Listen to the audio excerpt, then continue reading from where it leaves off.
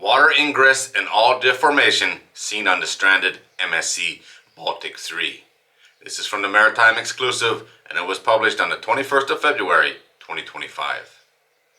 Salvage teams from TNT Marine Salvage and the Canadian Coast Guard are continuing to assess the situation and develop a plan for the stranded MSC Baltic 3, which was driven ashore on February the 15th in eastern Canada. Teams reported they were not surprised by the findings of oily water in the engine room and seawater in the cargo holds. But they have also confirmed that concerning deformation has been identified midship on the hull. That's nothing new, that's been there for days. I reported that quite a while ago. Weather continued to present challenges with the teams encountering winds that were still reaching 60 miles per hour in the cove. Despite that, they were able to get aboard the ship Thursday and again on Friday, and also put an ROV in the water to survey the hull. The survey showed that 75% of the hull is resting on the bottom, which they viewed as good news. Also, the stern is aground, with the bow remaining afloat. The heavier stern section aground is reducing some of the pressure on the hull.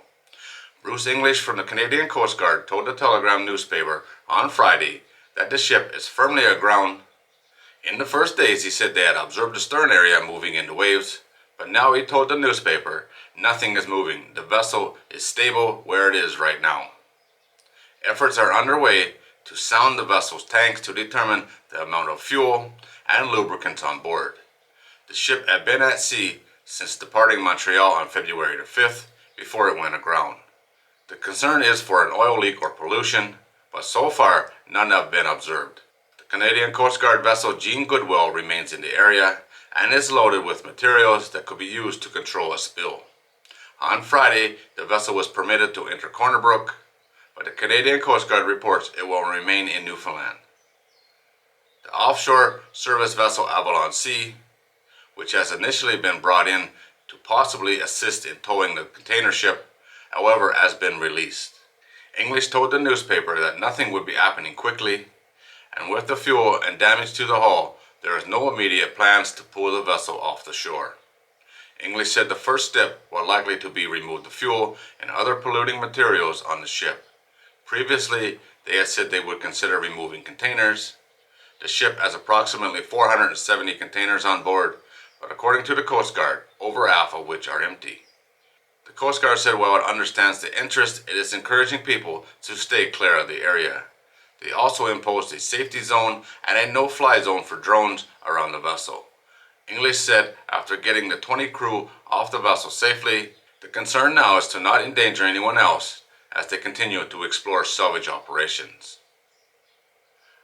I noticed yesterday, about 24 hours ago, that the Avalon C had left the area, and right now she's just about to St. John's. She's well on her way, that's for sure.